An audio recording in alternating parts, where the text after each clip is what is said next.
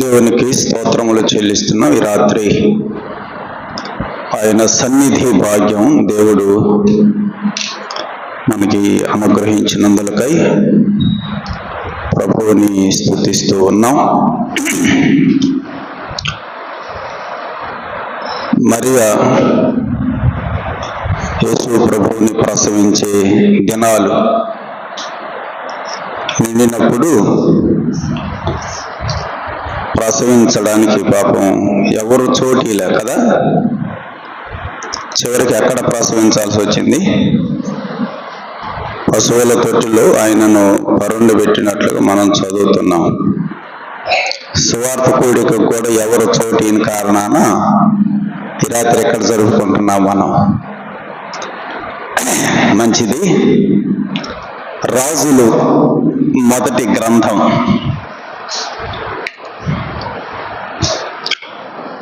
18వ అధ్యాయం. మొదటి గ్రంథం 18వ అధ్యాయం.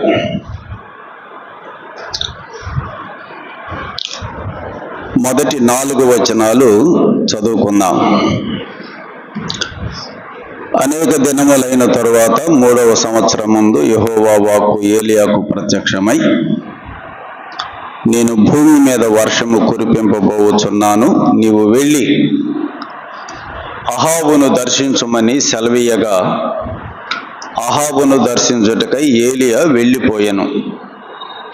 షోమ్రోనులో ఘోరమైన క్షామము కలిగి ఉండగా అహాబు తన గృహ నిర్వాహకుడగు ఓబద్యాను పిలిపించెను. ఈ ఓబద్య యెహోవా యందు బహుభయభక్తులు గలవాడై యెజెబెలు యెహోవా ప్రవక్తలను నిర్మూలము చేయుచూ ఉండగా గుహలో 50 మందిగా 100 దాచి అన్నపానములిచ్చి వారిని పోషించెను. నేను కూడా చిన్న ప్రార్థన చేస్తా. మరొకసారి ప్రార్థన చేద్దాం. పరిశుద్ధుడైన మా ప్రియ తండ్రి, ఈ రాత్రి నీ సన్నిధి భాగ్యం మీరు మాకు దయచేసినందులకై స్తోత్రములు చెల్లిస్తున్నాం. మా సమయం వ్యర్థముగా ఇంటి దగ్గర గడిపే కంటే నీ సన్నిధిలో నీ వాక్యమును మేము చదువుకొని వాక్య భాగము ద్వారా, లేఖనాల ద్వారా మేలు పొందడం మాకు ఆశీర్వాదకరమని ఈ రాత్రి మందిరంలో నీ సన్నిధిని మేము కూడుకున్నాం. ఇంతవరకు మీ నామమును గానము చేసి మిమ్మను మహిమపరిచాం. తిరుగా నీ వాక్యమును చదువుకున్నాం. ఈ రాత్రి మాతో మాట్లాడి మమ్మలను బలపరచండి, మాకు క్షేమాభివృద్ధిని కలుగు చేయండి. ఆశతో వచ్చాం, మమ్మలను తృప్తిపరచండి. నీ వాక్యమును కేవలం మేము వింటున్నామే తప్ప మా జీవితాలలో వాక్యమును అనుసరించి నడుచుకోలేకపోతున్నాం. మీరు వినువారు మాత్రమై ఉండక, మిమ్మల్ని మీరు మోసపుచ్చుకోక విన్న వాక్య ప్రకారముగా ప్రవర్తించండి అని నీ లేఖనాలలో మేము చదువుతున్నాం. వాక్యమును చదువువాడును దానిలో ఉన్న సంగతులను గైకొనువాడును ధన్యుడు అని నీ వాక్యములో వ్రాయబడినట్టుగా కేవలం మేము చదువుతూ వినటం మాత్రమే కాకుండా గైకొని మా జీవితాలలో మేము వాక్యమును నెరవేర్చడానికి, ధన్యులం కావడానికి సహాయం చేయండి. ప్రభువా, ధ్యానం చేయబోతున్న ఈ లేఖనాలను మీరు ఆశీర్వదించి చేరువచ్చిన మాకందరికీ కూడా క్షేమాభివృద్ధిని కలుగు చేయమని మా ప్రభువైన యేసుక్రీస్తు నామమున స్తోత్రములు చెల్లించి వేడుకొనుచున్నాము తండ్రి, ఆమేన్.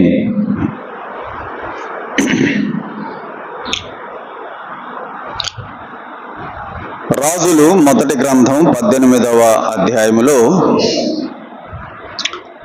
ఈ రాత్రి మనము ఒక భక్తుని యొక్క జీవితంలో కొన్ని సత్యాలను మనం జ్ఞాపకం చేసుకుందాం. అతని పేరు ఓబద్య. ఈ రాత్రి ఓబద్యాను గురించి ఒక 5 సంగతులు మనము జ్ఞాపకం చేసుకుందాం. ఈ ఓబద్య అనే పేరుతో పాత నిబంధనలో ఒక ప్రవక్త కూడా ఉన్నాడు. ఓబద్య గ్రంథం 1 అధ్యాయం 21 వచనాలు ఉంటాయి. వీళ్ళిద్దరే కనపడతారు, ఓబద్య అనే పేరు కలిగిన వారు. ఈ ఓబద్యాను గురించి ఇతడు ప్రవక్త కాదు, అతడు ప్రవక్త. ఓబద్య గ్రంథం ఆమోసు గ్రంథం తర్వాత ఓబద్య గ్రంథం. అతడేమో ప్రవక్త, ఇతడేమో గృహ నిర్వాహకుడు అని చదువుతున్నాం.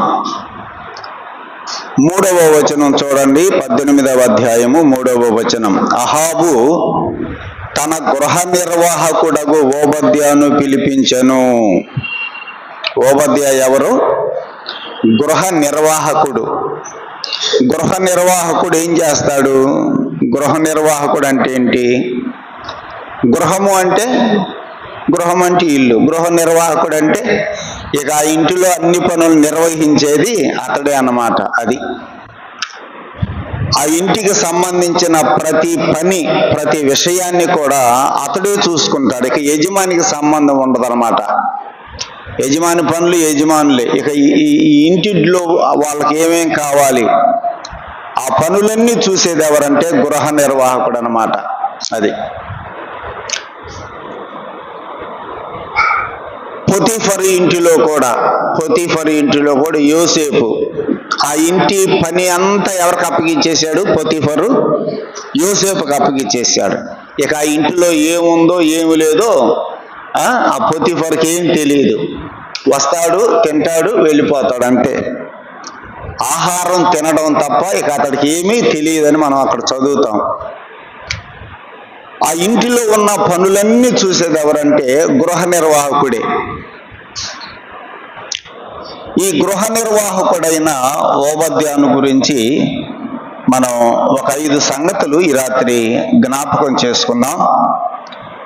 ఆ ఓబద్యాలో ఉన్న ఆ 5 విషయాలు మన జీవితాలలో కూడా మనం కలిగి ఉంటే దేవుని యొక్క ఆశీర్వాదాన్ని మనం తప్పకుండా పొందుకోగలుగుతాం. ఓబద్యాను గురించి ఈ 1 అధ్యాయంలోనే ఉంది, 18వ అధ్యాయంలోనే, ఇంకెక్కడ మనకి చదవం. కానీ ఈ ఓబద్యాను గురించి మనము ధ్యానం చేసేటప్పుడు చాలా మంచి భక్తి కలిగినటువంటి వాడుగా మనకు కనపడతాడు, అర్థమవుతుంది. మొదటి విషయం చూడండి. మొదటి విషయం, ఇతడు గృహ నిర్వాహకుడు అని చూశాం కదా. అంటే ఇంటిలో ఉన్న ప్రతి పనిని అతడే చూసుకుంటాడు. ఇక మరి అంత బాధ్యత అతడికి అప్పగించాలంటే అతనికి ఉండవలసిన క్వాలిఫికేషన్ ఏంటిది? గృహ నిర్వాహకుడుగా బాధ్యతలను అతడికి అప్పగించాలంటే, ఆ ఉద్యోగానికి అతన్ని అపాయింట్ చేయాలంటే క్వాలిఫికేషన్ ఏమి ఉండాలి? ఎస్, నమ్మకత్వం ఉండాలి. ఇక ఆ తాళాలన్నీ అతడికే కదా, బీరువా తాళాలు అతనికి, ఇంటి తాళాలు అతనికే, ఇంకెక్కడ ఉంటాయి తాళాలు? ఆ తాళాలు మొత్తం అతని చేతికి అప్పగించాలంటే ఏముండాలి? నమ్మకత్వం ఉండాలి. అది ఒక వచనం కూడా చదువుదాం, చూడండి. కొరింథీయులకు వ్రాసిన మొదటి పత్రిక, కొరింథీయులకు రాసిన మొదటి పత్రిక 4వ అధ్యాయము 2వ వచనం. కొరింథీయులకు పౌలు రాసిన మొదటి పత్రిక 4వ అధ్యాయము 2వ వచనం చూడండి. గృహ నిర్వాహకులలో ప్రతి వాడును నమ్మకమైన వాడై ఉండుట అవశ్యము. ప్రతి గృహ నిర్వాహకుడు ఏం కలిగి ఉండాలి? నమ్మకమైన వాడుగా ఉండాలి. అది గృహ నిర్వాహకుడుగా ఉండవలసిన, అతడికి ఉండాల్సిన లక్షణం ఏంటిదంటే నమ్మకత్వం. నమ్మకమైన వాడై ఉండాలి. లూకాసు వార్త 12వ అధ్యాయం. లూకాసు వార్త 12వ అధ్యాయం 41వ వచనం కూడా చూడండి. 12వ అధ్యాయము 41వ వచనం. పేతురు అంటున్నాడు, ప్రభువా, ఈ ఉపమానం మాతోనే చెప్పుచున్నావా, అందరితో చెప్పుచున్నావా అని అడుగుగా, అప్పుడు ప్రభు ఇట్లనెను, తగిన కాలమున ప్రతివానికి ఆహారము పెట్టుటకు యజమానుడు తన ఇంటి వారి మీద నియమించునట్టి నమ్మకమైన బుద్ధి గల గృహ నిర్వాహకుడెవడు అన్నాడు. నమ్మకమైన బుద్ధి గల గృహ నిర్వాహకుడు ఎవడు? గృహ నిర్వాహకుడికి ఏముండాలి? నమ్మకత్వం ఉండాలి. ప్రతి గృహ నిర్వాహకుడు నమ్మకమైన వాడై ఉండుట అవశ్యము అని వ్రాశాడు పౌలు కూడా. కాబట్టి గృహ నిర్వాహకుడికి కలిగి ఉండవలసినటువంటి ముఖ్యమైనటువంటి క్వాలిఫికేషన్ ఏంటంటే నమ్మకత్వం. అలాగైతే ఈ ఓబద్య గృహ నిర్వాహకుడుగా ఉన్నాడు అంటే ఆ ఇంటికి ఇతనిలో ఏముంది కాబట్టి ఆయన్ని గృహ నిర్వాహకుడిగా అపాయింట్ చేశాడు? నమ్మకత్వం. అది నమ్మకత్వం ఉండాలి.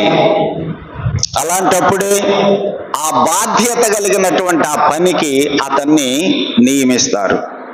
అలాగైతే ఓబద్యాలో నమ్మకత్వము ఉన్నది అని మనం చెప్పచ్చు. లేకపోతే ఆ గృహ నిర్వాహకత్వపు బాధ్యత అతడికి ఇవ్వడు. నమ్మకత్వం, సోదరుడా సోదరి, ఈ నమ్మకత్వం నీలో నాలో ఉన్నదా? ఈ రాత్రి మనం పరిశీలన చేసుకుందాం. మనం కూడా నమ్మకమైన వారంగా మనం ఉన్నామా? నమ్మకంగా ఉంటే దేవుడు తప్పకుండా మనకు కూడా బాధ్యతలు ఇస్తాడు. అది నమ్మకత్వం లేకపోతే ఇవ్వడు. సంఖ్యాకాండం 12వ అధ్యాయంలో మోషేను గురించి దేవుడిచ్చిన సాక్ష్యం ఏంటిది? మోషే నా ఇల్లంతటిలో, ఇల్లు ఎవరిది? దేవుడిది. నా ఇల్లంతటిలో నమ్మకమైన వాడు. అందుకని ఆ ఇంటి బాధ్యత అంతా దేవుడు ఎవరికి అప్పగించాడు? మోషేకి. మోషే నమ్మకమైనటువంటి వాడు. నీవు నేను నమ్మకమైన వారంగా ఉన్నామా? నిన్ను నమ్మొచ్చా? నన్ను నమ్మొచ్చా? అది ఎవరు నమ్మేది? ముందు దేవుడు నమ్మాలి. మనలను దేవుడు నమ్మగలడా? నమ్మకమైన వారంగా మనము ఉంటున్నామా? ఎప్పుడైతే మనలో నమ్మకత్వం దేవుడికి కనపడుతుందో, ఇతడు నమ్మకమైన వాడు లేకపోతే ఈమె నమ్మకమైనది అని దేవునికి మన గురించి అర్థమైనప్పుడు దేవుడు మనకు కూడా బాధ్యతలు ఇస్తాడు. నీలో నాలో నమ్మకత్వం కనపడుతుందా?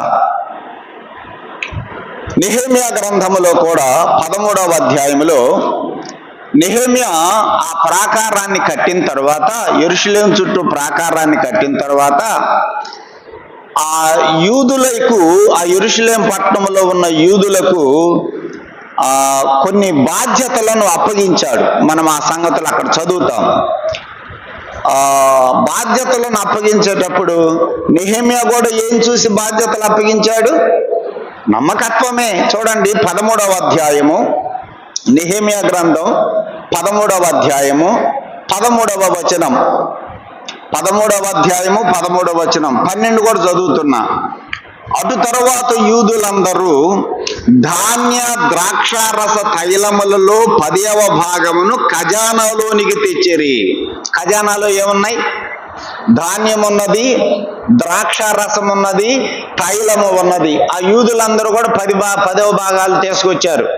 ధాన్యంలో 10వ భాగం, ద్రాక్షారసంలో 10వ భాగం, తైలంలో 10వ భాగం తీసుకొస్తే, ఆ తీసుకొచ్చిన సొమ్ము ధాన్యాలు ఇవన్నీ ఎక్కడ నిల్వ చేస్తారు? ఖజానా ఉంటుంది అన్నమాట. ఖజానాలో నిల్వ చేశారు. ఇప్పుడు ఆ ఖజానా మీద బాధ్యత ఇవ్వాలి. ఎవరికి ఇవ్వాలి? ఎలాంటి వాళ్ళకి ఇవ్వాలి? చూడండి ఇప్పుడు 13వ వచనం.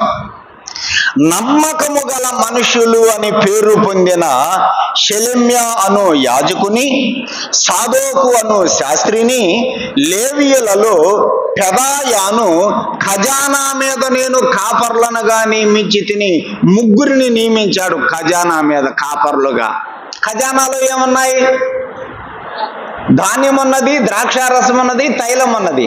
ఆ ఖజానా మీద కాపర్లనుగా నియమించాలి. ఎవరిని నియమించాడని చదువుతున్నాం?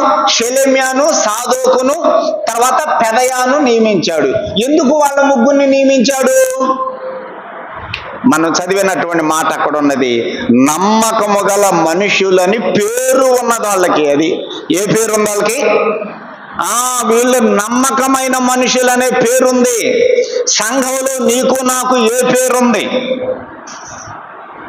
నమ్మకమైన వాడు, నమ్మకమైనది అనే పేరు మనకున్నదా? ఆ పేరు వారికి ఉన్నది కాబట్టి ఆ ఖజానా మీద వారిని నెహెమ్యా అధికారులనుగా నియమించాడు అని మనం చదువుతున్నాం. ఇదే నెహెమ్యా గ్రంథంలో ఇంకొక ఉద్యోగానికి అపాయింట్ చేశాడు. చూడండి, ఆ మాట కూడా మనం చదువుకున్నాం. 7వ అధ్యాయం, నెహెమ్యా గ్రంథంలోనే 7వ అధ్యాయం 2వ వచనం. నా సహోదరుడైన హనానీకిని, కోటకు అధిపతి అయిన హనన్యాకును యెరూషలేము పైన అధికారము ఇచ్చి తిని. ఈ అధికారం దేని మీద? ఖజానా మీద కాదు. ఇప్పుడు అధికారం ఎవరికి? దేని మీద? యెరూషలేము పట్టణం మీద అధికారం ఇచ్చాడట. ఎవరికి? హనానీకిని, హనన్యాకును యెరూషలేము పట్టణం మీద అధికారం ఇచ్చాడు. ఎందుకు ఇచ్చాడు వీళ్ళకి అధికారం? హనన్య నమ్మకమైన మనుష్యుడు. అది సంగతి. ఎట్లాంటోడు హనన్య? నమ్మకమైన మనుష్యుడు. హనన్య నమ్మకమైన వాడు, హనాని నమ్మకమైన వాడు. అందుకే యెరూషలేము మీద అధికారం. షెలెమ్యా, సాదోకు వీళ్ళు నమ్మకమైన వారు. అందుకే ఖజానా మీద అధికారం. ఇంకొక నమ్మకమైన వాడు సంగతి చదువుదాం. ఇదే నెహెమ్యా గ్రంథంలో. నెహెమ్యా గ్రంథంలో నమ్మకమైన వాళ్ళ సంగతి చదువుదాం. ఇంకొక వ్యక్తి చూడండి, 9వ అధ్యాయం 7వ వచనం. 9వ అధ్యాయం 7వ వచనం. దేవా యెహోవా అబ్రామును ఏర్పరచుకొని కల్దీయుల ఊరు అను స్థలము నుండి యువతలకు అతనిని రప్పించి అతనికి అబ్రహాము అను పేరు పెట్టిన వాడవు నీవే. అతడు నమ్మకమైన మనసు గలవాడని ఎరిగి. దేవుడు ఏమెరిగాడు అబ్రహాముని గురించి? నమ్మకమైన మనసు గలవాడని ఎరిగి అతనికి కనాను దేశాన్ని ఇవ్వడానికి వాగ్దానం చేశాడు. అది నెహెమ్యా గ్రంథంలో నమ్మకమైన వాళ్ళు మనకు కనపడుతున్నారు. అబ్రహాము నమ్మకమైన మనసు గలవాడు. హనన్య నమ్మకమైనటువంటి మనుషులు అనే వారు. సాదోకు, షమయ నమ్మకమైన మనుషులనే పేరుంది వాళ్ళకి. మన సంగతి ఏంటి? నమ్మచ్చా? నన్ను నమ్మచ్చా? నమ్మకమైనటువంటి మనుషులనే పేరు. అలాగైతే సహోదరుడా, సహోదరి, ఓబద్యాలో మనం నేర్చుకుంటున్నాం. అహాబు రాజు ఇంటి మీద, ఆ ఇంటికి గృహ నిర్వాహకుడుగా ఉన్నాడు. అంటే అతడిలో నమ్మకత్వం ఉన్నది. కాబట్టి ప్రతి గృహ నిర్వాహకుడు కదా నమ్మకమైన వాడై ఉండుట అవశ్యము అని మనం చదువుతున్నాం. అలాగైతే సహోదరుడా, సహోదరి, నమ్మకంగా మనం కూడా ఉండాలి. 101వ కీర్తనలో కూడా దేవుడు ఏమంటున్నాడు? ఒక మాట చదువుదాం. 101వ కీర్తన 6వ వచనం. 101వ కీర్తన 6వ వచనం. నా యొద్ద నివసించున్నట్లు దేశములో నమ్మకస్తులైన వారిని నేను కనిపెట్టుచున్నాను. దేవుడు ఎలాంటి వాళ్ళ కోసం కనిపెడుతున్నాడు? నమ్మకస్తులు ఎవరు నమ్మొచ్చు, ఎవరిని నమ్మొచ్చు, అలాంటి వాళ్ళని నా దగ్గర పెట్టుకుంటా అని దేవుడు దేశములో నమ్మకస్తులైన వారిని కనిపెట్టి చూస్తున్నాడట. నా యొద్ద నివసించున్నట్లు దేశములో నమ్మకస్తులైన వారిని నేను కనిపెట్టుచున్నాను అన్నాడు. కాబట్టి మొదటి మాట ఓబద్యాలో చూస్తున్నాం. ఓబద్యా ఎట్లాంటోడు? నమ్మకమైన వాడు. సామెతల గ్రంథంలో కదా 28వ అధ్యాయము 20వ వచనంలో నమ్మకమైన వానికి దీవెనలు ఎలా కలుగుతాయట? మెండుగా కలుగును అని చదువుతున్నాం. మెండుగా ఉంటాయి దీవెనలు. ఎలాంటి వారికి? నమ్మకస్తులకి. రేపు మనందరం ప్రభు దగ్గరికి వెళ్ళిన తర్వాత మనందరికి తీర్పు ఉందా లేదా? మనకందరికి తీర్పు ఉంది. ఇగో నీకు ఈ తలాంతులు ఇచ్చాయి, నీకు ఈ తలాంతులు ఇచ్చాయి, నీకు ఇన్ని తలాంతులు ఇచ్చాయి, ఏం చేసావని అడుగుతాడు. లెక్క ఉంది మనకి. మత్తయి సువార్త 25వ అధ్యాయంలో చదువుతున్నాం ఆ విషయాన్ని. అప్పుడు ఇదిగోనయ్యా, నువ్వు ఇన్ని తలాంతులు ఇచ్చావు నాకు, ఈ తలాంతులతో నేను కూడా వ్యాపారం చేసి ఇదిగో ఇంత పని చేసి నీ కోసం, ఈ ఆత్మలను నీ కోసం నేను సంపాదించాను అని అన్నప్పుడు ఏమంటాడు ప్రభు? బల నమ్మకమైన మంచి దాసుడా అంటాడు. అది ఎట్లాంటి దాసులంగా ఉండాలి మనం? నమ్మకమైన మంచి దాసులంగా. బల నమ్మకమైన మంచి దాసుడా, ఆ పేరు మనకి రావాలి రేపు ప్రభు దగ్గర. అనగలడా నిన్న మాట? నన్ను అనగలడా? ఓబద్యాను గురించి మనము మరొక మాట జ్ఞాపకం చేసుకుందాం. రాజుల మొదటి గ్రంథం 18వ అధ్యాయం, రాజుల మొదటి గ్రంథం 18వ అధ్యాయం 3వ వచనం చూడండి. అహాబు దగ్గర గృహ నిర్వాహకుడుగా ఉన్నాడని చదువుతున్నాం కదా. అహాబు తన గృహ నిర్వాహకుడగు ఓబద్యను పిలిపించను. అలాగైతే ఓబద్య గృహ నిర్వాహకుడుగా ఎవరి దగ్గర పనిచేస్తున్నాడు? అహాబు దగ్గర పనిచేస్తున్నాడు. ఇశ్రాయేలీయులకు రాజు అహాబు. అహాబు భార్య ఎవరు? యెజబెలు. ఇద్దరు ఎట్లాంటి వాళ్ళు? అహాబు ఎట్లాంటోడు, యెజబెలు ఎట్లాంటిది? మంచోళ్ళేనా? 16వ అధ్యాయం చూడండి. రాజుల మొదటి గ్రంథం 16వ అధ్యాయం 30వ వచనం. ఒమ్రీ కుమారుడైన అహాబు తన పూర్వీకులందరినీ మించునంతగా యెహోవా దృష్టికి చెడుతనము చేశాను. అహాబు గురించి ఒక మాట చదివేశాం మనం ఇక్కడ. యెహోవా దృష్టికి చెడుతనము చేసినటువంటి వాడు అహాబు. చెడ్డవాడు. ఎంత చెడ్డవాడు? తన పూర్వీకులు అందరినీ మించునంతగా. అబ్బా, బైబిల్లో కొన్ని పదాలు వాటిని ఏమంటారంటే విశేషణాలు అంటారు. ఇంగ్లీష్లో ఏమంటారు? విశేషణాలని. అడ్జెక్టివ్ కదా. అది రాముడు మంచి బాలుడు కదా, అందులో విశేషణం ఏంటిది? మంచి. అట్లన్నమాట. అహాబు ఎంత చెడ్డవాడు? ఇందులో విశేషణం కనపడుతుంది మనకి. తన పూర్వీకులందరినీ మించునంతగా, అది విశేషణం. తన పూర్వీకులందరికంటే మించినంత చెడ్డ పని యెహోవా దృష్టికి చేసినటువంటి వాడు. అట్లాంటి వాడు ఇంట్లో ఉద్యోగం చేస్తున్నాడు. ఎవరు? ఓబద్య. ఇతడి భార్య 31వ వచనం చూడండి.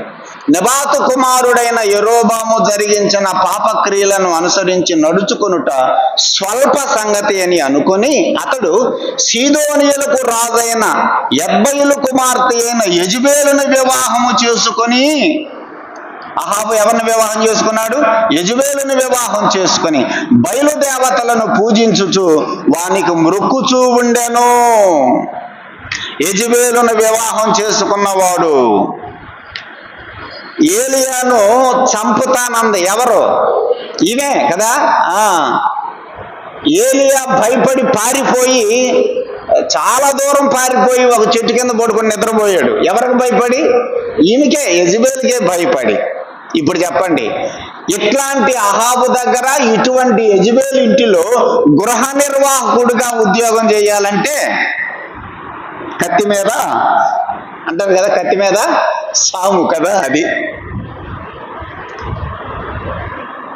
ఉద్యోగం చేసే వాళ్ళకి ఇది ఒక పాఠం. కొన్నిసార్లు నా వల్ల కాదు ఈ ఉద్యోగం, నేను రిజైన్ చేస్తాననే వాళ్ళు కూడా ఉంటారు కదా. ఇప్పుడు ఓబద్య కూడా ఏం చేయాలి, ఇట్లాంటి వాళ్ళ దగ్గర ఉద్యోగం చేయాలంటే, నా వల్ల కాదు ఈ అహాబు ఇంట్లో ఉద్యోగం చేయాలంటే, యెజెబెలు ఇంట్లో ఉద్యోగం చేయాలంటే నేను రిజైన్ చేసి వెళ్ళిపోతాను అన్నాడా? లేదు కదా. అటువంటి వాళ్ళ దగ్గర ఉద్యోగం చేస్తున్నాడు, గృహ నిర్వాహకుడిగా ఉద్యోగం చేస్తున్నాడంటే అట్లాంటి చెడ్డవాడు, అట్లాంటి చెడ్డది, ఇద్దరు కూడా మూర్ఖులు, ఇద్దరు స్వభావము చాలా చెడ్డ స్వభావం. అటువంటి వాళ్ళ దగ్గర ఉద్యోగం చేస్తున్నాడంటే ఏముండాలి? అట్లాంటి వాళ్ళకి ఏముంటే అక్కడ నిలబడగలరు మీరు చెప్పండి. అట్లాంటి మూర్ఖుల దగ్గర నిలబడాలి, ఉద్యోగం చేయాలంటే వాళ్ళకి ఏముండాలి? సహనం ఉండాలి, అది ఓర్పు ఉండాలి కదా. రే ఓబద్యగా ఎక్కరా అన్నాడు అనుకోండి, నన్ను అరే అంటావా అని రోషం వచ్చింది అనుకో, ఉంటాడు ఇంకా అక్కడ ఉండడు. ఏం చేయాలి? అరే ఊరే అన్న కూడా ఏం చేయాలి? ఓర్చుకోవాలి, ఓర్పు ఉండాలి, సహనము ఉండాలి. అటువంటి మూర్ఖుల దగ్గర ఉద్యోగం చేస్తున్నాడంటే ఓబద్యాకి ఏ లక్షణాలు ఉన్నాయి చెప్పండి? ఓర్పు సహనము ఉన్నది కాబట్టి అటువంటి వాళ్ళ ఇంటిలో గృహ నిర్వాహకుడిగా పని చేయగలుగుతున్నాడు. అది ఓబద్యాలు మొదటిగా ఏం చూసాం? నమ్మకత్వము ఉంటేనే గృహ నిర్వాహకుడిగా ఆ ఉద్యోగం వస్తుంది. రెండవది, ఒక మూర్ఖుల దగ్గర పనికి మాలిన వాళ్ళ ఇంటిలో ఉద్యోగం చేస్తున్నాడంటే ఏముండాలి? ఓర్పు ఉండాలి, సహనము ఉండాలి. ఓర్పు సహనము కలిగినటువంటి వాడు ఓబద్య. ఆవేశపరులు, మూర్ఖులు, దేవుని దృష్టికి తన పూర్వీకులందరికంటే మించిన చెడ్డతనము, చెడ్డ స్వభావం కలిగినటువంటి వాళ్ళు.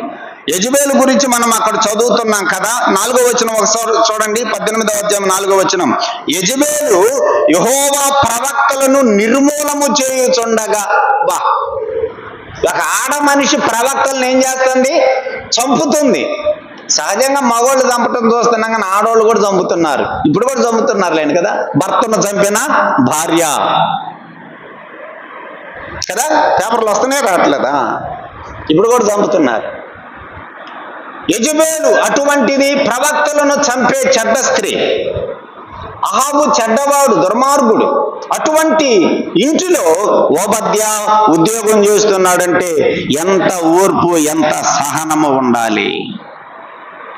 అలాగైతే ప్రియులారా, ఈ ఓర్పు సహనము మనం కూడా కలిగి ఉంటే దేవుడు దీవిస్తాడు. ఓర్పు సహనము చాలా అవసరం. పౌలు ఏమన్నాడు? ఒక మాట చదువుదాం. కొరింథీయులకు రాసిన మొదటి పత్రిక, కొరింథీయులకు రాసిన మొదటి పత్రిక 4వ అధ్యాయంలో పౌలు ఏమన్నాడో చూడండి. 12వ వచనం, 4వ అధ్యాయము 12వ వచనం. నిందింపబడియు దీవించుచున్నాము. పౌల్ని ఏం చేస్తున్నారు అందరూ? నిందిస్తుంటే ఈయన మళ్ళీ తిరిగి నిందిస్తున్నాడా? లేదు, దీవిస్తున్నాడంట. నిందింపబడియు దీవించుచున్నాము. తర్వాత మాట, హింసింపబడియు ఓర్చుకొనుచున్నాము. అది దేవుని పిల్లలకు ఉండాల్సింది. ఓబద్య దేవుని బిడ్డ కదా, ఓబద్య దేవుని బిడ్డ, అందుకని ఆయనలో ఓర్పున్నది. హింసింపబడియు ఓర్చుకొనుచున్నాము. అహాబు వలన ఎన్ని హింసలు పడుతున్నాడో పాపం, యెజెబెలు వలన ఎన్ని హింసలు పడుతున్నాడో పాపం ఓబద్య.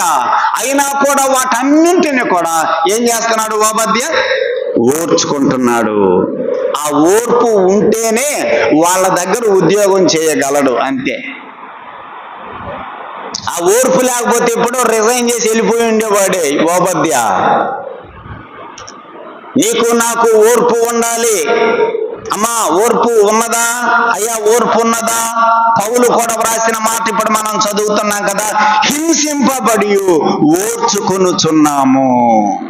దేవుని పిల్లలకు హింసలు ఉంటాయి. మనల్ని తిట్టే వాళ్ళు ఉంటారు, మనల్ని నిందించే వాళ్ళు ఉంటారు, మనల్ని చేదరించుకునే వాళ్ళు ఉంటారు, మనల్ని నానా మాటలు అనే వాళ్ళు ఉంటారు. ఓర్చుకోవటమే మన పని. ఓర్పు కలిగి ఉంటున్నామా? కొరింథీయులకు వ్రాసిన 2వ పత్రికలో కూడా ఏమి రాశాడో చూడండి పౌలు. కొరింథీయులకు వ్రాసిన 2వ పత్రిక 6వ అధ్యాయం,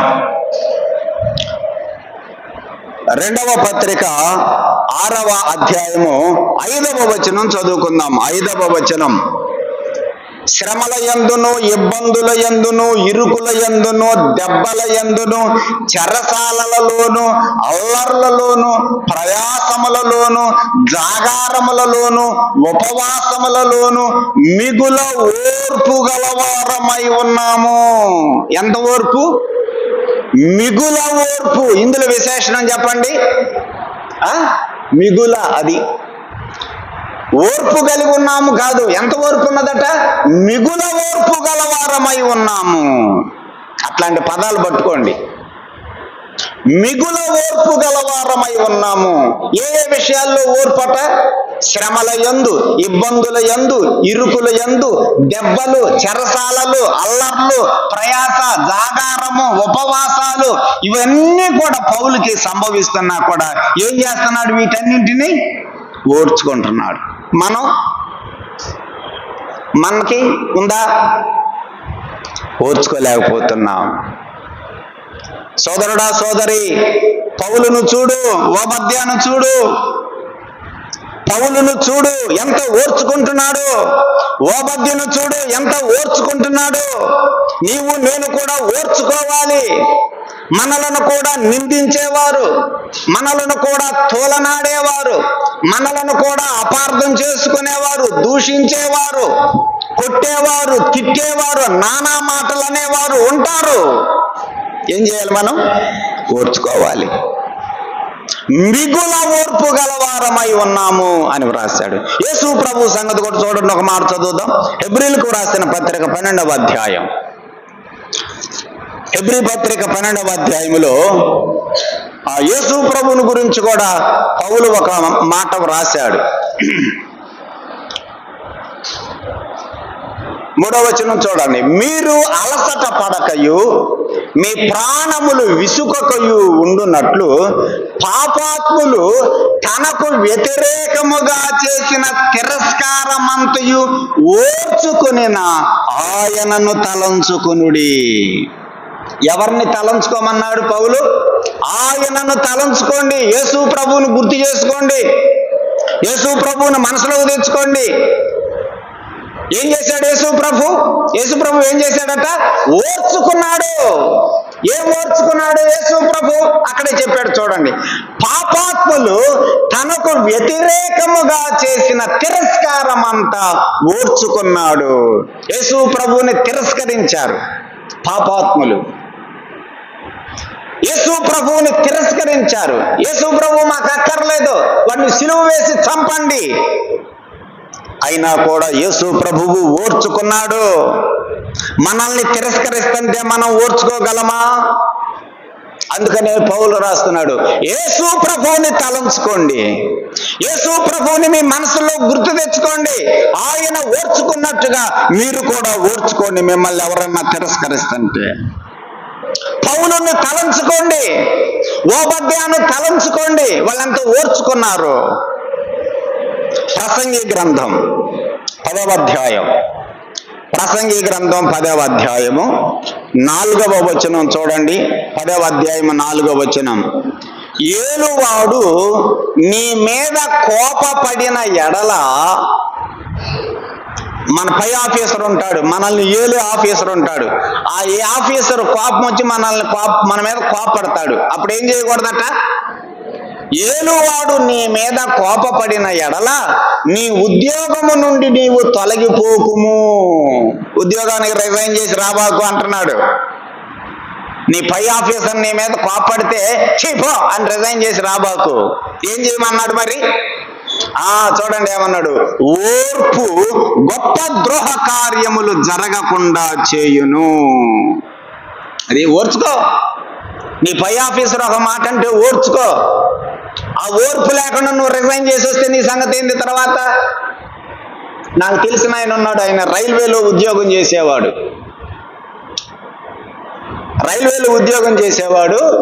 ఇట్లాగనే పై ఆఫీసరు కోపడితే ఆ పై ఆఫీసర్ నా మీద కోపడతామని చెప్పి చక్కా పట్టుకొని ఇద్దరు దెబ్బలాడుకున్నారు. ఇంకా వెంటనే ఏం చేశారు, జాబులో నుంచి తీసేశారు. ఇప్పుడు ఇల్లు తిరిగి చచ్చిపోయాడండి, ఆయన లేడు. ఆయన గెటప్ చూస్తే ఎట్లుంటుందో తెలుసా? బ్రహ్మాండంగా ఉంటుంది. కానీ ఏముండవు, డబ్బులు ఏముండవు. తర్వాత ఆయన గురించి నేను విన్నది, ఆయన రైల్వేలో ఉద్యోగం చేస్తూ పై ఆఫీసర్ మీద దెబ్బలాడి జాబుని పోగొట్టుకున్నాడు. ఇప్పుడు ఏం చేస్తున్నాడు? చనిపోయాడు.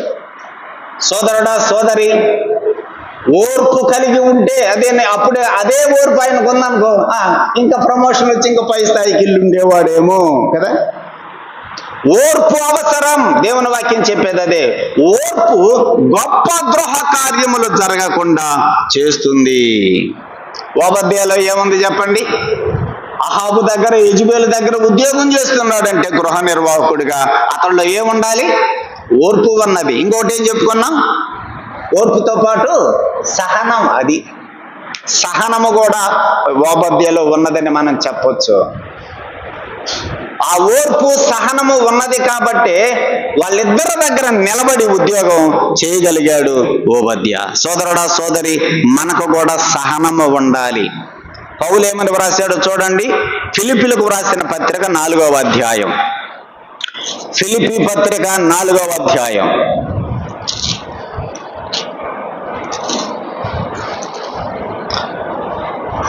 5వ వచనం చదువుకుందాం. ఫిలిప్పీ పత్రిక 4వ అధ్యాయం 5వ వచనం.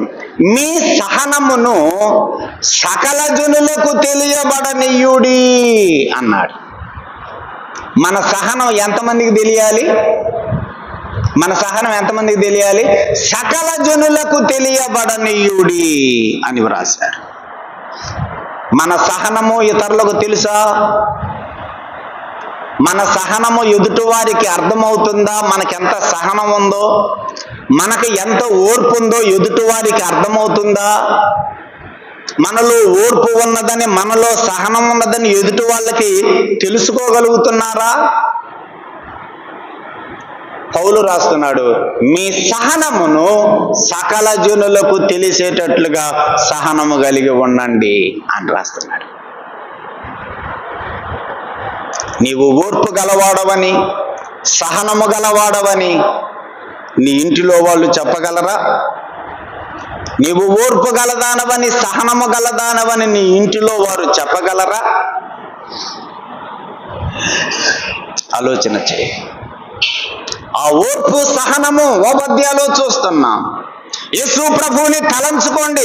పాపాత్మలు తనకు వ్యతిరేకముగా చేసిన తిరస్కారం అంతయు ఓర్చుకొనిన ఆయనను తలంచుకొనుడి. కాబట్టి ప్రియులారా, మనలో కూడా సహనము అనేది అవసరం.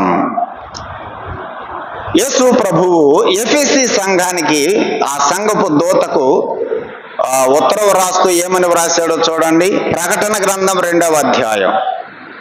ప్రకటన గ్రంథం 2వ అధ్యాయము 2వ వచనం. 2వ అధ్యాయము 2వ వచనం. 7 నక్షత్రములను తన కుడి చేత పట్టుకొని 7 దీపస్తంభముల మధ్య సంచరించువాడు చెప్పు సంగతులు ఏమనగా, నీ క్రియలను, నీ కష్టమును, నీ సహనమును నేను ఎరుగుదును అన్నాడు. యేసు ప్రభువుకు అందరి సంగతి తెలుసు. ఎవరెవరి దగ్గర ఎంత ఓర్పు ఉందో, ఎంత సహనం ఉందో యేసు ప్రభువుకు అందరి సంగతి తెలుసు. ఎఫెసీ సంఘపు దూతకి ఏమని వ్రాశాడు? నీ దగ్గర నీ క్రియలు నాకు తెలుసు, నీ కష్టం ఎంతో నాకు తెలుసు, నీ సహనమును కూడా నేను ఎరుగుదును అన్నాడు. నీ సహనమును నేను ఎరుగుదును. 19వ వచనం కూడా చూడండి. తుయతైర సంఘానికి ఉత్తరం రాస్తే ఏమని రాశాడు? 19వ వచనం, నీ క్రియలను, నీ ప్రేమను, నీ విశ్వాసమును, నీ పరిచర్యను, నీ సహనమును నేను ఎరుగుదును అన్నాడు. చూసారా? తుయతైర సంఘానికి ఉత్తరము రాస్తూ, ఎఫెసీ సంఘానికి ఉత్తరము రాస్తూ ఆ ప్రభువు రాసిన మాట ఏంటంటే, నీ సహనమును నేను ఎరుగుదును. మనలో కూడా ఎంత సహనము ఉన్నదో, ఎంత ఓర్పు ఉన్నదో ప్రభువు ఎరుగును. ఎరుగుదురా మనలో ఓర్పు సహనము సంగతి. ఓబద్యాను గురించి మరొక మాట జ్ఞాపకం చేసుకుందాం. 3వది, ఓబద్యాలో మొదటి ఏముందని చెప్పుకున్నాం? ఓబద్యాలో మొదటి లక్షణం చెప్పండి, ఆయన నమ్మకమైనటువంటి వాడు, నమ్మకస్తుడు. 2వది, అహాబు దగ్గర, యెజెబెలు దగ్గర ఉద్యోగం చేస్తున్నాడంటే, అట్లాంటి మూర్ఖుల దగ్గర ఉద్యోగం చేస్తున్నాడంటే ఓర్పు సహనము కలిగిన వాడు ఓబద్యా. 3వది, 4వ వచనం చూడండి, 18వ అధ్యాయము 4వ వచనం. యెజెబెలు 3వ వచనం చూడండి. అహాబు తన గృహ నిర్వాహకుడకు ఓబద్యను పిలిపించెను. ఈ ఓబద్య యెహోవా యందు బహుభయభక్తులు గలవాడు. 3వ లక్షణం ఏమన్నాయి ఓబద్యలో? ఏమన్నాయి? భయభక్తులు కాదు, ఇక్కడ కూడా విశేషణం ఉంది. ఏంటిది? బహు. అది ఓబద్య భయభక్తులు గలవాడు కాదు, ఒక విశేషణం ఉపయోగించాడు. ఏంటిది? బహుభయభక్తులు గలవాడు. అది ఓబద్య బహుభయభక్తులు గలవాడు. ఈ ఓబద్య దేవుడి యందు బహుభయభక్తులు ఎప్పటి నుంచి కలిగిన వాడంటే 12వ వచనం చూడండి. 18వ అధ్యాయంలోనే 18వ అధ్యాయము 12వ వచనం చివరి లైన్ చూడండి. 12వ వచనం చివరి లైన్, నీ దాసుడనైన నేను బాల్యము నుండి యెహోవా యందు భయభక్తులు నిలిపిన వాడను. ఎప్పటి నుంచి ఉన్నాయి దేవుడు అంటే భయభక్తులు? బాల్యం నుండి. అది బాల్యము నుండే భయభక్తులు కలిగిన వాడు, బహుభయభక్తులు కలిగిన వాడు ఓబద్య. మన సంగతి ఏంటి? మొన్న కూడా చెప్పినట్టు గుర్తు, సంఘాలలో భక్తులు ఎక్కువ మంది ఉన్నారా, ప్రభువుకి భయభక్తులు కలిగిన వారు ఎక్కువ మంది ఉన్నారా? భక్తులు ఎక్కువ, భయభక్తులు కలిగిన వారు ఎక్కువ. మందిరానికి వచ్చే వాళ్ళందరూ భక్తులే కదా, కానీ ఎంతమందిలో భయభక్తులు ఉన్నాయి? ఒక మాట చదువుదాం చూడండి. కీర్తనల గ్రంథం 34వ కీర్తన. కీర్తనల గ్రంథం 34వ కీర్తన 9వ వచనం. 34వ కీర్తన 9వ వచనం చూడండి. ఏమంటున్నాడు దావీదు? యెహోవా భక్తులారా, అందరం భక్తులమే కదా, యెహోవా భక్తులారా ఆయన యందు భయభక్తులు ఉంచండి. కేవలం భక్తే కాదు, ఏముండాలి? భయభక్తులు. భక్తులారా, కేవలం భక్తి మాత్రమే కాదు మీరు కలిగి ఉండవలసింది, భయభక్తులు ఉంచండి అని వ్రాస్తున్నాడు దావీదు. భయభక్తులు ఉన్నాయా మనలో? దేవుడంటే భయం, దేవుడంటే వణుకు మనలో ఉన్నాయా? దేవునికి భయపడగలుగుతున్నామా మనం? ఎవరైతే దేవుడి యందు భయభక్తులు కలిగి ఉంటారో వారికి కలిగేటువంటి దీవెనలు చూడండి. 34వ కీర్తన 9వ వచనం చదువుదాం. యెహోవా భక్తులారా ఆయన యందు భయభక్తులు ఉంచుడి, ఆయన యందు భయభక్తులు ఉంచువానికి ఏమీయు కొదువ లేదు. అది ఎవరి జీవితాల్లో అయితే భయభక్తులు ఉంటాయో వాళ్ళ జీవితంలో, వాళ్ళ కుటుంబంలో ఏముండదు? కొదువ ఉండదు. అది ఏ విషయంలో కొదువ ఉండదు. మీకున్న కొదువులన్నిటిని కూడా ఆయన తీర్చుతూ ఉంటాడు. కొదువ అంటే అవసరతలు, అక్కర్లు. ఎవరు అక్కర్లు దేవుడు తీర్చుతాడట? భయభక్తులు కలిగిన వారి అవసరతలను ఆయన తీర్చేవాడు, కొదువు లేకుండా చేస్తాడు. అది ఏ విషయంలో కూడా కొదువు అనేది ఉండదు. 103వ కీర్తన కూడా చూడండి. దేవుని యందు భయభక్తులు కలిగి ఉంటే వచ్చే ఆశీర్వాదాలు జ్ఞాపకం చేస్తాను. ఒకటి, మన కొదువులు తీర్చేవాడు. 103వ కీర్తన 11వ వచనం చూడండి. 103వ కీర్తన 11వ వచనం, భూమి కంటే ఆకాశము ఎంత ఉన్నతముగా ఉన్నదో యెహోవా యందు భయభక్తులు గల వారి ఎడల ఆయన కృప అంత అధికముగా ఉన్నది. దేవుని కృప ఎవరి మీద అధికంగా ఉంటది? దేవుని కృప ఎవరి మీద అధికంగా ఉంటది? భయభక్తులు కలిగిన వారి మీద. ఎవరి కుటుంబంలో కొదువలు ఉండవు? భయభక్తులు కలిగిన వారి యొక్క కుటుంబాల్లో. ఇదే 103వ కీర్తనలో ఇంకొక వచనం చూడండి. 13వ వచనం, తండ్రి తన కుమారుల ఎడల జాలిపడినట్లు యెహోవా తన యందు భయభక్తులు గల వారి ఎడల జాలిపడును. దేవుడు ఎవరి మీద జాలి పడతాడు? భయభక్తులు గల వారి మీద. 3 మాటలు జ్ఞాపకం చేశా. భయభక్తులు ఉంటే కొదువ ఉండదు. ఒకటి, భయభక్తులు ఉంటే ఆయన కృప ఆకాశం ఎంత ఎత్తుగా ఉన్నదో అంత ఎత్తుగా కృప ఉంటది. 3వది, భయభక్తులు కలిగి ఉంటే ఆయన మన మీద ఏం చేస్తాడట? జాలి పడతాడట. ఇంకొక మాట చూడండి. 115వ కీర్తన 15వ వచనం. 115వ కీర్తన 15వ వచనం, భూమి ఆకాశములను సృజించిన యెహోవా చేత మీరు ఆశీర్వదింపబడిన వారు. ఎవరికి ఆశీర్వాదం? ఇప్పుడు 14 చూడండి. 13 కూడా 13 నుంచి చదువుదాం. పిన్నలనేమి పెద్దలనేమి తన యందు భయభక్తులు గల వారిని యెహోవా ఆశీర్వదించును. అది ఎవరిని ఆశీర్వదిస్తాడు? భయభక్తులు గల వారిని యెహోవా ఆశీర్వదించును. భయభక్తులు ఉంటే ఎంత దీవెన చూడండి. భయభక్తులు గల వారి మీద ఆయన కృప అధికంగా ఉంటది. భయభక్తులు గల వారి మీద ఆయన జాలి పడతాడు. భయభక్తులు కలిగిన వారికి ఏ విషయంలో కొదువు అనేది ఉండదు. ఏ అవసరత వచ్చినా కూడా ఆ దేవుడు తప్పకుండా అవసరత తీర్చేస్తాడు.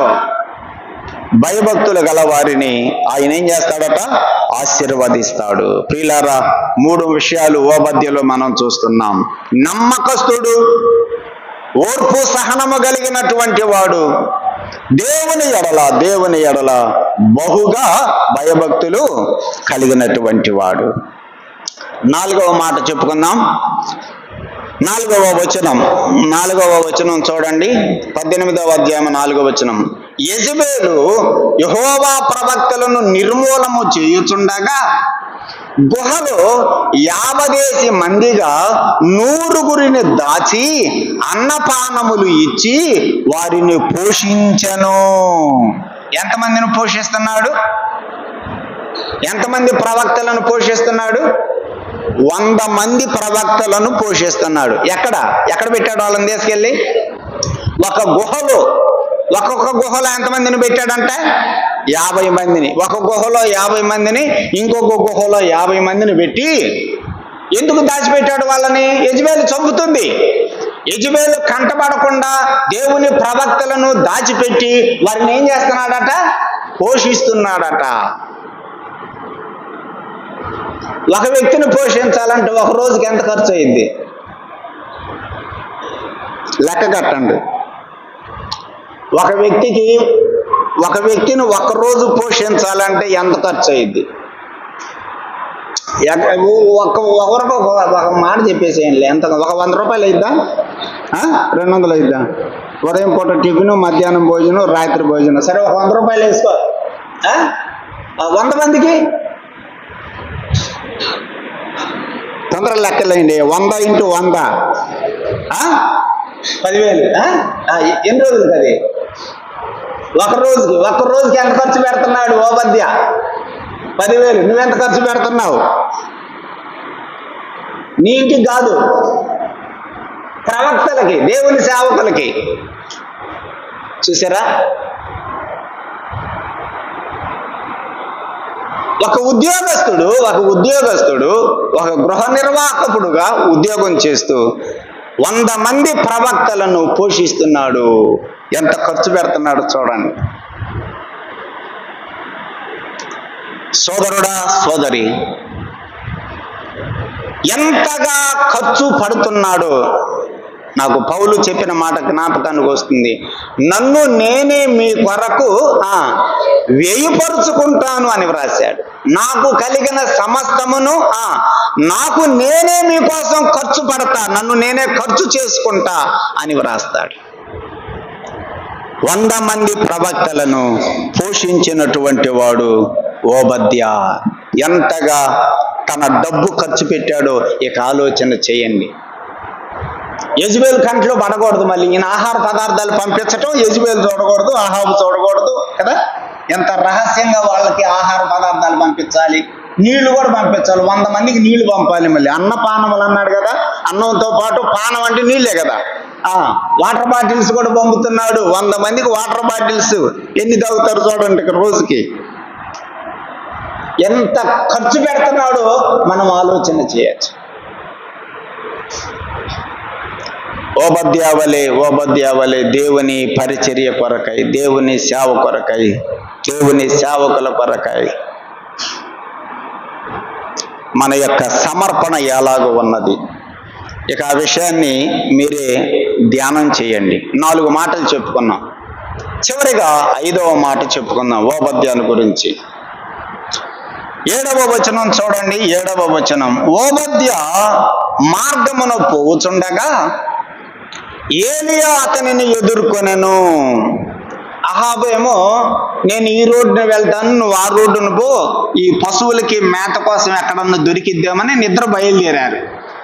ఈ ఓబద్యా ఒక మార్గాన పోతుంటే ఎవరు ఎదురొచ్చారు? ఏలియా ఎదురొచ్చాడు. ఏలియా ఎవరు? ప్రవక్త. ఓబద్యా ఎవరు? గృహ నిర్వాహకుడు, ఒక రాజు దగ్గర ఉద్యోగం చేసేవాడు. ఇప్పుడు వాళ్ళిద్దరు ఎదురొచ్చినప్పుడు ఏం జరిగిందో చూడండి. అక్కడ 7వ వచనం, ఓబద్యా మార్గమును పోవచ్చుండగా ఏలియా అతనిని ఎదుర్కొనెను. ఓబద్యా ఇతనిని ఎరిగి, ఏలియా తెలుసు, ఈయన ప్రవక్త అని తెలుసు. ఓబద్యా ఏలియాను ఎరిగి నమస్కారము చేసి, నా ఏలిన వాడవైన ఏలియావు నీవే కదా అని అడిగెను. ఏలియాకి ఏం చేశాడు? నమస్కారం చేశాడు.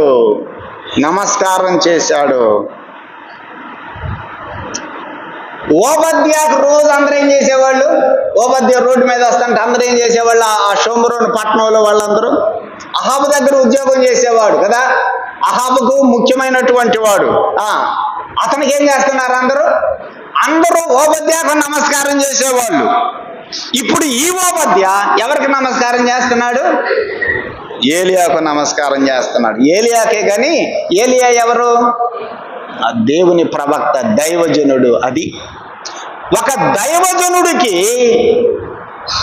ఆ ఓబద్యా ఏం చేస్తున్నాడు? నమస్కారం చేస్తున్నాడంటే దైవజనుడిని గౌరవిస్తున్నాడు. షోమ్రోను పట్టణంలో అందరు ప్రజలు ఓబద్యాను గౌరవించేవాళ్ళు. ఎందుకు? ఓబద్యా గృహ నిర్వాహకుడు, అహాబు దగ్గర ఉద్యోగం చేసేవాడు.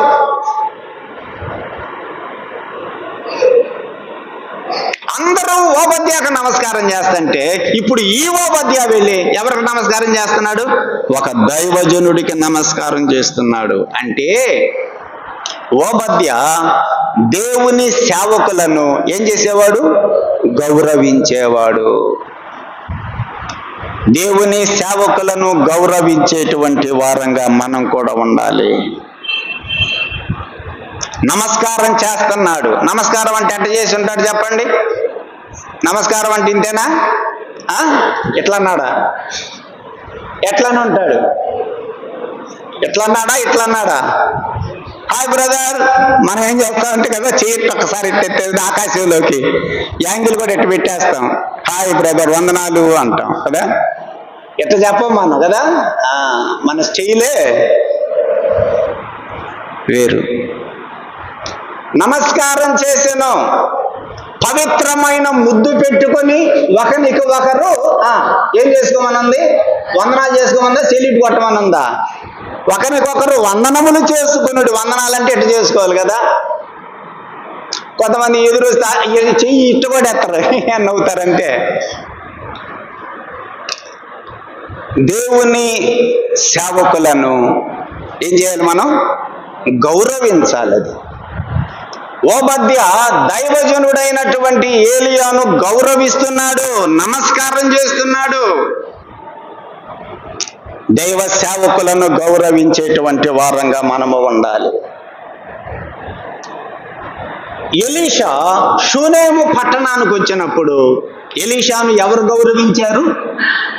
ఆ షూనేమియురాలు ఎలీషాని గౌరవించింది. ఎందుకు? దైవజనుడని. దైవ సేవకులను గౌరవించేటువంటి వారంగా మనము ఉండాలి. ఎలీషా ఎరికో పట్టణం నుంచి వెళ్ళిపోతుంటే అక్కడ కొంతమంది కుర్రోళ్ళందరూ ఏం చేశారు? ఎలీషాని బోడివాడని హేళన చేశారు. వెంటనే దేవుడు ఎవరిని పంపించాడు? ఎలుగుబంటును పంపించి వాళ్ళని ఏం చేశాడు? చీల్చివేశాను. దేవుని సేవకులను మనం అగౌరవపరిస్తే మనం కాదు కోప్పడేది. ముందు ఎవరు కోప్పడతారు మన పక్షాన? దేవుడే కోప్పడతాడు. అందరూ నా ఏలినవాడా అని అందరూ గౌరవిస్తుంటే ఎలీషాని, ఆ కుర్రోళ్ళు ఏలినవాడా అనకుండా బోడివాడా అని అపహాస్యం చేశారు. దేవుడు ఎలుగుబంటులను పంపించాడు. ప్రియులారా, దైవ సేవకులను గౌరవించేటువంటి వాడు ఓబద్య. దేవుని సేవకులను మనం చిన్న చూపు ఎప్పుడు చూడకూడదు. దైవ సేవకులు అసలు ఓబద్య మంచి ఉద్యోగస్తుడు. ఆయన అటువంటి ఉద్యోగస్తుడు దైవ సేవకుడైనటువంటి ఏలియాకి నమస్కారం చేస్తూ ఉన్నాడు. దేవుని సేవకులకు మనం ఎంత పెద్ద ఉద్యోగస్తులమైన దైవ సేవకులను గౌరవించాలి. అది నయమాను ఒక దేశానికే సైన్యాధిపతి కదా. నయమాను ఒక దేశానికే సైన్యాధిపతి. అటువంటి సైన్యాధిపతి అయిన నయమాను ఎలీషా దగ్గరికి వెళితే అమ్మో సైన్యాధిపతి వచ్చాడని ఎలీషా భయపడతా బయటకు వచ్చాడా? ఇంట్లోనే ఉండి ఒక దూతను పంపించాడు. ఎలీషా బయటికి రాలా కదా. ఎలీషా బయటకు రాకుండా ఇంటిలోనే ఉండి ఒక దూతను పంపించేసి పోయి నదిలో మునగమని అన్నాడు. చూసారా? వాళ్ళిద్దరు ఎవరు గొప్ప? లోకరీతిగా కదా. సైన్యాధిపతి గొప్ప. ఒక దేశానికి సైన్యాధిపతి ఆయన, ఒక దేశానికి ఆయన హోమ్ మినిస్టర్ లాంటివాడు. అటువంటి వాడిని లెక్క కూడా పెట్టలే ఎవరు? ఎలీషా దైవజనుడు. ఇంట్లోనే ఉండి ఒక దూతను పంపించి పోయి నదిలో మునగమని అన్నాడు. దైవ సేవకులంటే అట్లా గౌరవించాలి. సోదరుడా సోదరి, ఓబద్య దైవ సేవకులను గౌరవించేవాడు. ఎన్ని మాటలు చెప్పుకున్నాం? మనలో కూడా ఈ 5 విషయాలు కలిగి ఉండటానికి తీర్మానం చేసుకున్న ఉంటే మంచిది. దేవుడు తప్పకుండా మనల్ని దీవిస్తాడు.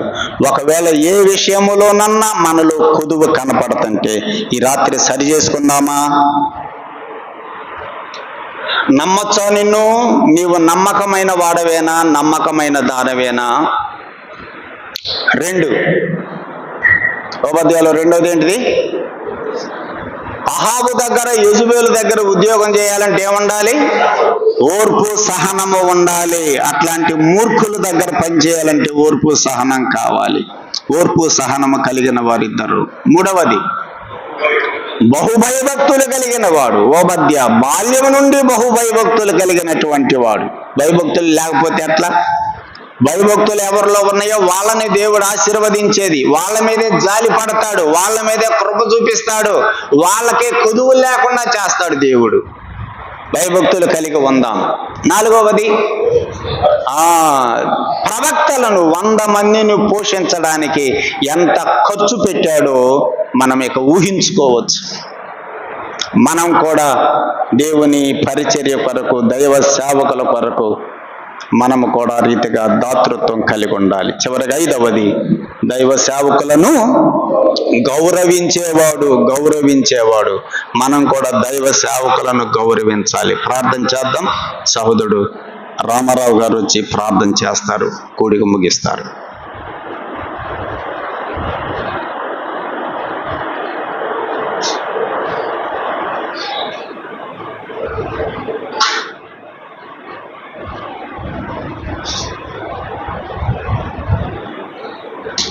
ప్రార్థన చేస్తాం. పరిశుద్ధుడైన దేవ, సర్వాధికారి, ఈ రాత్రి అమూల్యమైన మీ పాదసన్నిధి మాకు దయచేశారు. మీ దాసును బలపరిచి ఆత్మ సంబంధమైన సంగతులతో మమ్మల్ని హెచ్చరించారు. దేవ, మీకు స్తోత్రం చెల్లిస్తున్నాం. మొదటి రాజుల గ్రంథంలో 18వ అధ్యాయంలో ఉపాధ్యాయ జీవితాన్ని దేవ మాకు కనపరిచారు. దేవ, అతడు నమ్మకంగా గృహ నిర్వాహకత్వం జరిగించేవాడని, ప్రభు మేము కూడా మీ పనులు, మా జీవితాలలో, మా పనులన్నింటిలో నమ్మకముగా ఉండవలసిన వారమని హెచ్చరించారు. దేవా, ఓ దేవా, ప్రభు మీ బిడ్డలముగా మేము నమ్మకమైన జీవితం గడిపినప్పుడు మాకు మెండైన ఆశీర్వాదాలు ఉంటాయి. దేవా, నమ్మకత్వాన్ని మా ప్రియులందరికీ మాకు దయచేయండి. ప్రేమ కలిగిన దేవా, కృప కలిగిన ఆయన మీ స్తోత్రం చేస్తున్నాం. అన్ని విషయాలలో మేము సహనము కలిగి, ఓర్పు కలిగి జీవించవలసిన వారమై ఉన్నాం. అందుకు విరుద్ధముగా ప్రభువా మేము జీవించినట్లయితే ప్రభువా శిక్షకు గురి అవుతాం. మీ దాసుని ద్వారా ప్రభువా మాకు అనుగ్రహించిన ఈ అమూల్యమైన వర్తమానం కొరకై స్తోత్రం చెల్లిస్తున్నాం. మీ ఎడల మేము బహు భయభక్తులు కలిగిన వారమై ఉండవలసిన వారం. ఓ దేవా, మీ సేవ కొరకై, మీ పనిలో పరిచర్యలో ఖర్చుపడవలసిన వారమై ఉన్నాం. జీవాధిపతి ప్రభువా మీకు స్తోత్రం చెల్లిస్తున్నాం. దేవా, దైవ సేవకులను గౌరవించే వారిని ఆదరించే విషయంలో ప్రభువా మేము దేవుని సేవ చేస్తున్న వారిని గుర్తిరిగి వారిని గౌరవించే వారిగా మేము ఉండాలని నేర్చుకుంటున్నాం. ఈ రాత్రి అమూల్యమైన సంగతులు ఉపాధ్యాయ జీవితంలో నుంచి మాకు అనుగ్రహించారు. ఒకవైపు నాయన యెజబేలు ప్రవక్తలను చంపుతుందని తెలిసి కూడా మీ ఎడల బహు భయభక్తులు కలిగిన ఉపాధ్యాయ మీ సేవకులను దాచిపెట్టి వారిని పోషించడం అనేది చాలా ఆశ్చర్యకరమైన విషయం. అలాంటి ధైర్యము, తెగువ, అలాంటి భయభక్తులు ప్రభువా మాకు దయచేయండి. పరిస్థితులు కష్టంగా ఉన్నా, ఇబ్బందులకరంగా ఉన్న భక్తి జీవితంలో భయంతో వణుకుతూ నాయన మేము మా భక్తి జీవితాన్ని కాపాడుకోవాల్సిన వారమై ఉన్నాం. మీ పని చేయటంలో నాయన ఎలాంటి చిక్కులు వచ్చినా, ఇబ్బందులు వచ్చినా మేము కష్టపడవలసిన వారమై ఉన్నాం. జీవము కలిగిన తండ్రి, మీ దాసుని బలపరిచి ఈ సంఘమునకు అనుగ్రహించిన ఈ అమూల్యమైన వర్తమానం కొరకై దేవా మీ స్తోత్రం చెల్లిస్తున్నాం. మీ దాసుని మీ కృపలో భద్రపరచండి. ఆరోగ్యము, బలము, శక్తి దయచేయండి. తన కుటుంబాన్ని మీ కృపలో భద్రపరచండి. సంఘ క్షేమము కొరకు ఆత్మీయంగా సంఘం ఇంకా ఎదుగులాగా నా ప్రభువా మీ దాసుని జ్ఞాపకం చేసుకోండి. ఓ దేవా, కూడి వచ్చిన ప్రియులందరినీ మీరు దీవించండి. ప్రతి ఒక్కరిని ఆస్వాదించమని వేడుకుంటున్నాం. జీవాధిపతి దినమంతా మీరు మాకు తోడుగా ఉండి మీ వాక్యము ద్వారా మమ్మల్ని తృప్తిపరిచినందుకు నాయన మీకు స్తోత్రం చెల్లిస్తున్నాం. తిరుగా మేము మా గృహములకు వెళుచుండగా మీరు జ్ఞాపకం చేసుకోండి దేవా. ఈ రాత్రి మాకు మంచి విశ్రాంతి ఇవ్వండి. రేపటి దినం 10వ తరగతి పరీక్షలు ఉన్నాయి దేవా. డ్యూటీలు ఉన్నాయని కొంతమంది టీచర్స్గా వచ్చినాయి దేవా. ఈ ఎగ్జామ్స్ అయిపోయేంత వరకు మీ కృపగలాస్తం మాకు తోడుగా ఉంచమని వేడుకుంటున్నాం. అలాగే తండ్రి, మమ్మల్ని అందరినీ మీ చేతికి అప్పగించుకుంటున్నాం. పరీక్ష రాసే బిడ్డలకు కూడా మీరు సహాయం దయచేయమని వేడుకుంటున్నాం. తిరుగు మా గృహాలకు మేము వెళుచుండగా మీ కృపగలాస్తం మాకు తోడుగా ఉంచమని యేసుక్రీస్తు ప్రభు వారి అమూల్యమైన నామములో స్తోత్రం చెల్లించి ప్రార్థన చేయుచున్నాము తండ్రి. ఆమేన్. అందరికీ వందనాలు. సెలవు తీసుకుందాం.